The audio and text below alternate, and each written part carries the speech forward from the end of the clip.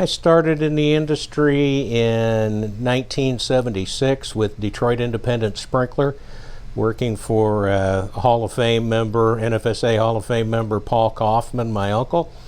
I moved to Texas a few years later and went to work for another NFSA Hall of Fame member, Rex Miller at Southwest Fire Protection. Both were mentors to me in different ways. Rex continues to be a mentor to me long after he's retired, and now it's more a life mentor than a fire sprinkler mentor. In Texas, I worked for Continental Sprinkler for 7 or 8 years as national sales manager. I then had a brief stint with Wormald Fire Systems until they were purchased by Tyco. I worked for Western States Fire Protection for a long number of years and had a very successful run there, and it was a very good time in my life. Took a little time off and then came back and decided, since my son had decided he was going to make his career in the fire sprinkler industry, that we might as well go ahead and hang out our own shingle. And we incorporated on December 26, 2006, and began chasing business early in January, as soon as our insurance and license were in place. Well, I think success for me has been defined as doing things the right way, with integrity, with fellowship, realizing that people are what this industry is all about. I mean, a fire sprinkler company is really nothing more than a sum of the people within the organization, and remembering that without the guys in the field doing the installation, nobody has a job in the office, and the people in the office are here to support the installation and inspection side of the business. I don't know that there's anything that's more important than that. Relationships, both in life, inside the company, with clients, with suppliers. We're all doing the best we can, and we celebrate the people that we do that with, and that's what makes the world go round. I think the biggest thing that I would like to pass on is to do one thing, if that's being in the sprinkler business or selling a product in the sprinkler industry, do that one thing and do it really, really well. Don't let yourself get distracted by all the other, what do they call them now, side hustles that are out there and that sort of thing. You'll be far better off in the long run by becoming the best that you can be at what you're doing already. Find somebody who listens and who can have more than a superficial conversation with you. Maybe somebody who you've worked with or for, who has made you step outside your comfort zone. I can think one of my mentors made me, as a 20-something, right where I wanted to be in 1, 5, and 10 years with my career. He's still the only person I've ever seen actually do that in this industry. Maybe other than myself. I have asked a few people of that who have worked for me over time, and that's really invaluable because it kind of creates a guide. But you know, guys in particular have this flaw of only having pretty superficial conversations with other guys, and finding somebody who can take things to a different level is really the kind of person that you need to seek out for a mentor. I think that sense of character was developed a number of ways. I got a lot of it from my dad. He was always very much a do the right thing guy, and if you're going to bother doing it, do it well. But not downplaying the importance of having a good time at the same time, and really proving that both can happen. I can't tell you exactly the reason why, but my response to those challenges was to pour myself into my work and use that period of life to build my reputation and my network in this marketplace. I think a very important character trait is really one that everybody is capable One of my people that in history that I admire most in my life, which we may talk about because it's something I'm fond of, but Abraham Lincoln serves one of those roles, and probably a lot of people aren't aware or attribute this quote to Abraham Lincoln, but he made the comment that good things come to those who wait, but only the things that are left by those who hustle. And that's really what it's about, having some integrity, staying focused on the task at hand, and trying to solve problems. I think other heroes, as I was a kid, I was like everybody else. I had sports stars that were heroes, and that was a big thing. And I don't know that that was a mistake, but that's, it's fine for young kids to have entertainers and athletes and stuff as heroes. But when it comes down to it, it's really people of integrity and vision and who do things their own way. So the first person I'd add to my list with Abraham Lincoln is Winston Churchill, and I kind of feel like some of my career in a different sort of way mirrored his, in that I started out as a very young age saying things and doing things, even when people didn't see things the same way I did. I continued on that path. And I saw an awful lot of that in everything that I've read and researched with Churchill. Another guy that I throw into that mix is Ronald Reagan. He had a couple of goals when he became president. He had a goal that he was going to end communism in much of Europe, and he was going to remind the American people how good and strong and beautiful that this country was, and those are a couple of things that you just have to admire somebody with that, not getting scattered and trying to go 50 different directions and really focusing on a couple of key things. One thing that I think to pass on to the next generation coming forward into the leadership roles within the industry is a work-life balance on a daily basis does not exist. Okay, and I firmly believe that. There are going to be periods of your life, whether they're days or weeks or maybe even months, where one or the other is a higher priority. As long as you remember that and understand that it's not an everyday item. You may have a week at work that is just unbelievable and you spend 60, 70, 80 hours working, and then just remember that, pick that back up as things swing around, and don't be afraid to take the time to put the intense weeks in on the family side of life as well. Since we opened the business, we have at times had people that we brought in without them really being a character fit, and it just does not work.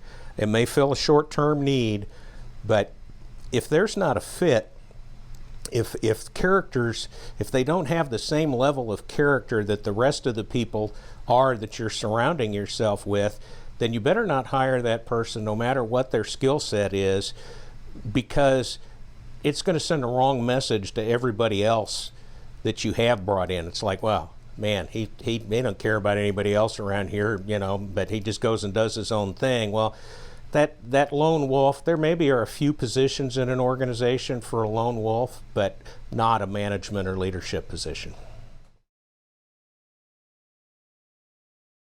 It wasn't really a fear of failure in starting the company. It was more fear of the unknown.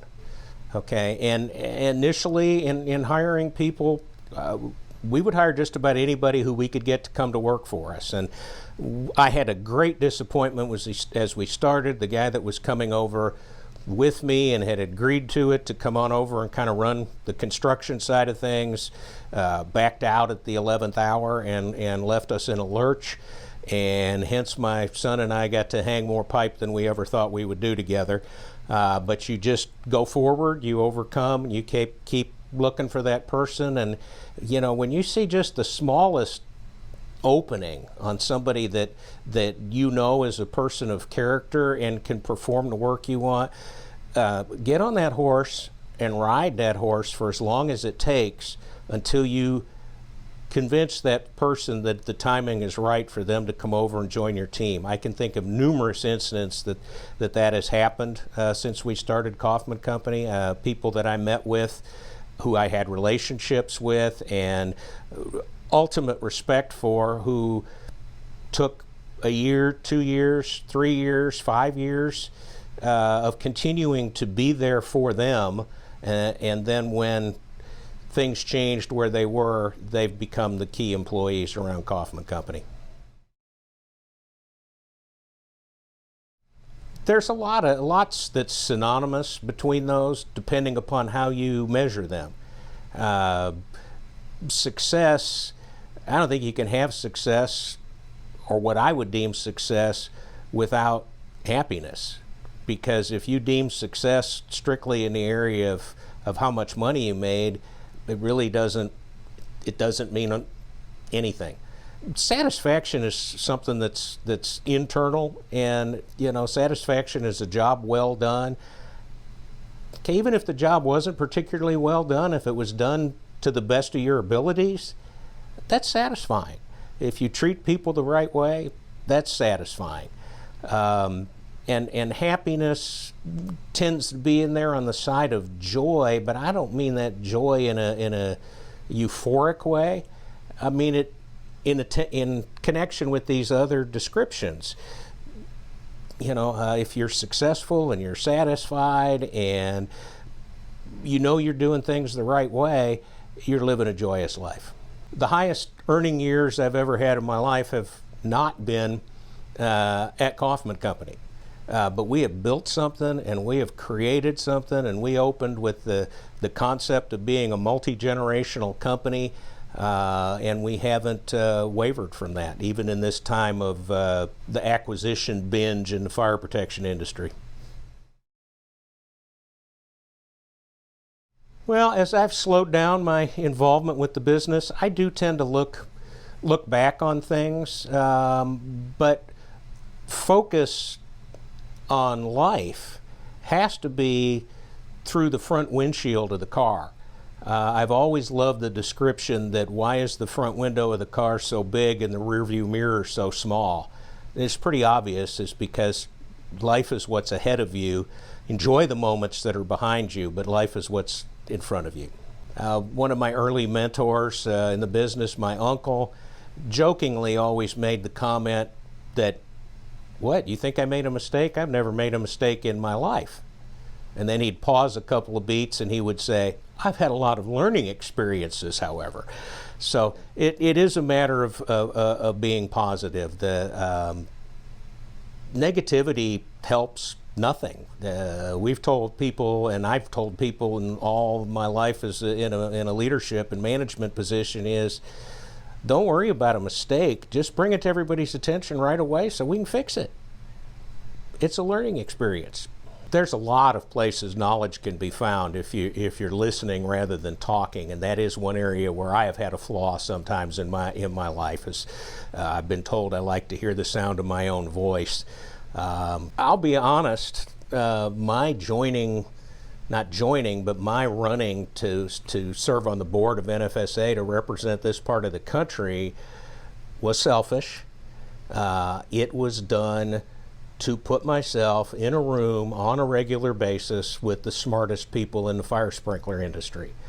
So it doesn't have to be at the top level, but I was very active with the formation of the Texas Fire Sprinkler Contractors Association. I wanted to be in the room with the smartest people in the industry.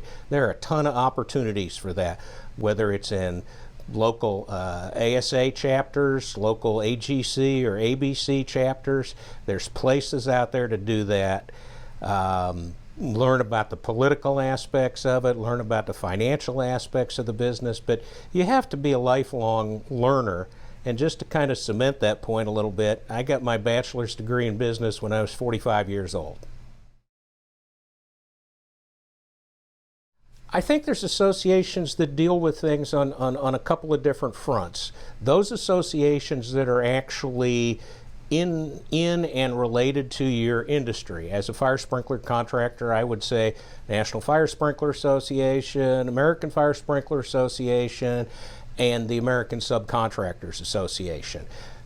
They look out for you.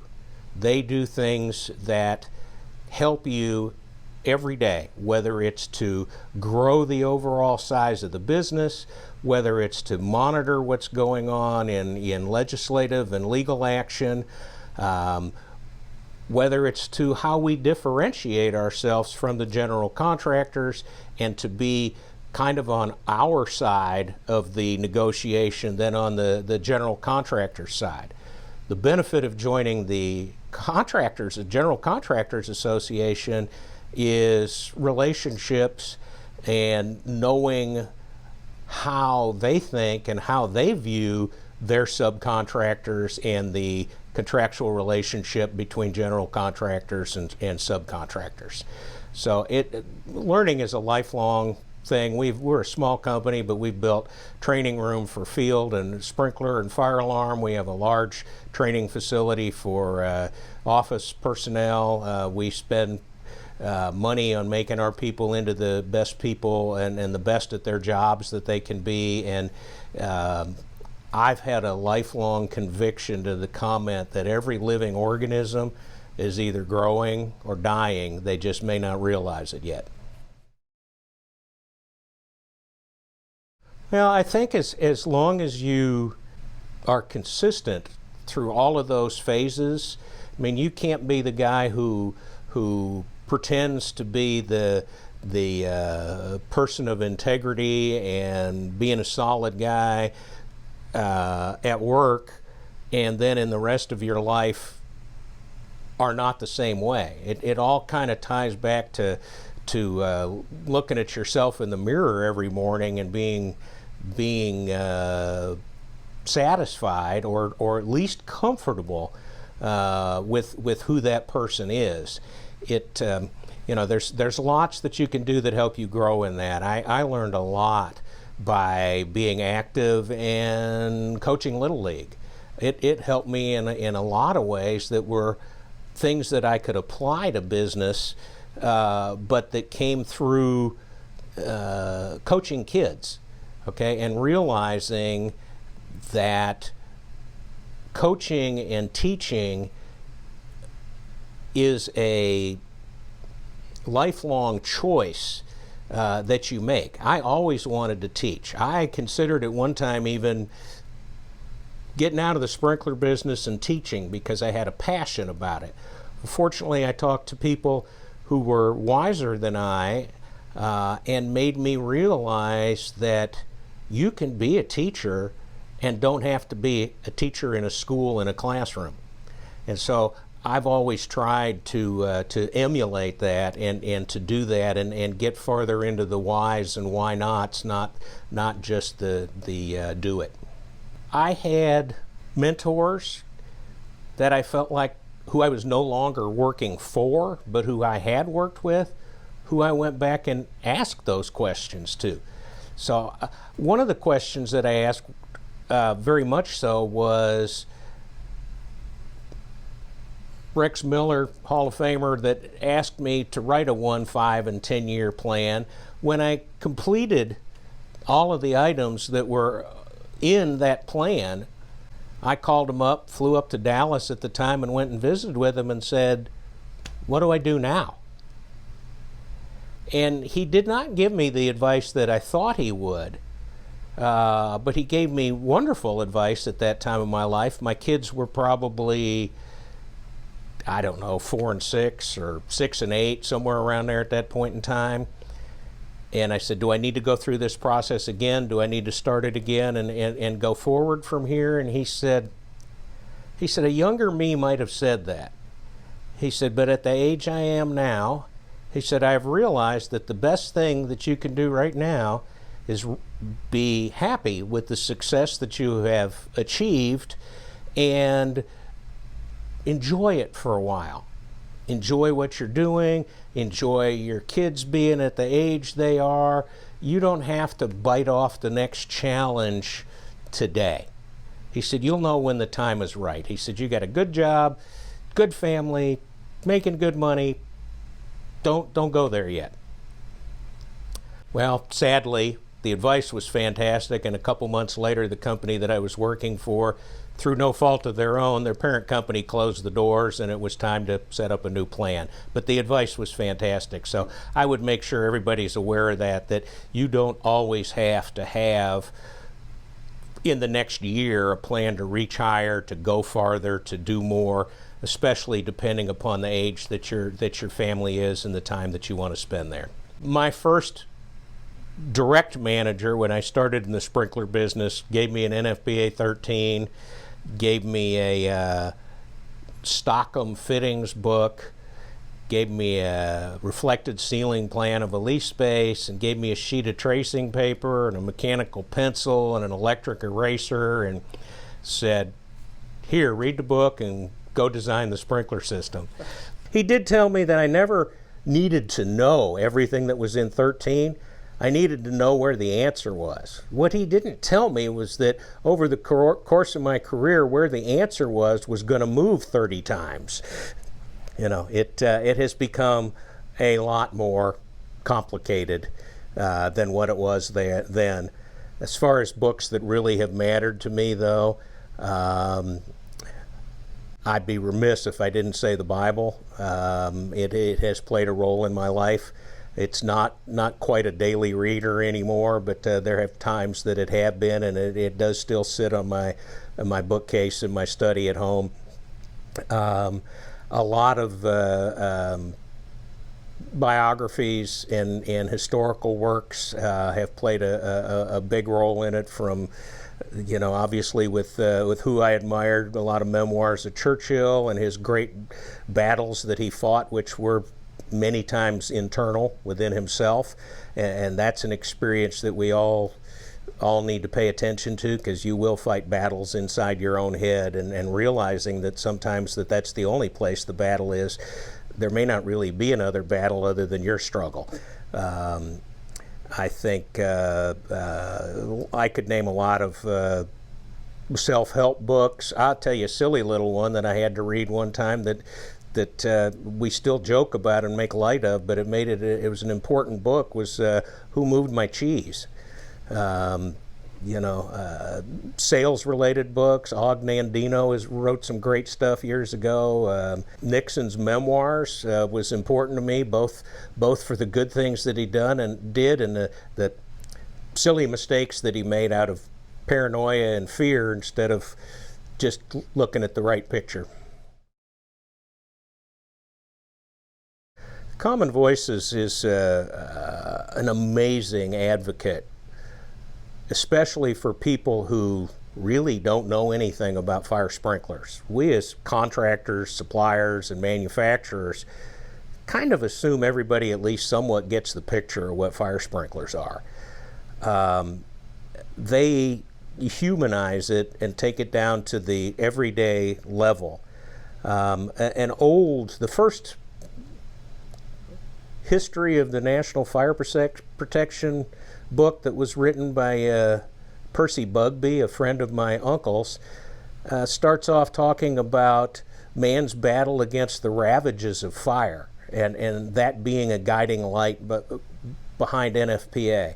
Well, us as contractors aren't always the best ones to fight that fight and to bring that message forward. It has to be humanized, and it has to become part of daily life in the big picture. And the fact that all of these people who have been injured physically and emotionally and lives disrupted, they are willing to take the time and take the effort to advocate so that other people don't have to suffer the same experience, has made it one of my favorite causes since its inception. Well, I think one of my messages to other boomers out there running companies is when you come across that millennial that you work well with and who is somebody who's going to grow in your industry, you need to be able to sit and have meaningful conversations with them about how to balance and work together the best attributes of both generations. I have numerous friends who own other subcontracting, specialty subcontracting firms, as well as other sprinkler contracting firms. But one of them really made a comment that really struck me the other day. He had a young engineer, he's an electrical contractor, who had done a very complicated electrical calculation, and I can't tell you any more than that because I know how water flows, but I don't really get how electricity flows. And he said, the calculation was so good, he said, I called him into my office and asked him how he did this calculation and how did he know how to do the calculation. And the startling answer for someone of my age and generation was, he Googled it. Okay? His mind was blown as much as my mind was. So, what's out there in the way of information and technology and everything else for the younger generations, we just don't necessarily get at the same level. So if you can marry the work ethic and the stick-to-itiveness and the work ethic of the boomer generation, and to most extent the positive attitudes too, with the future generations, that's where the real benefits are going to come in. They're not so sure they see things in the bright light of red, white, and blue that we do. I think I was lucky enough to learn, dealing with Connor, that I needed to take that area of the company, the hands-on operations and the hiring of the next generations, more in his camp, because he did relate to them better than what I was at that time, and I think I've learned from that as well.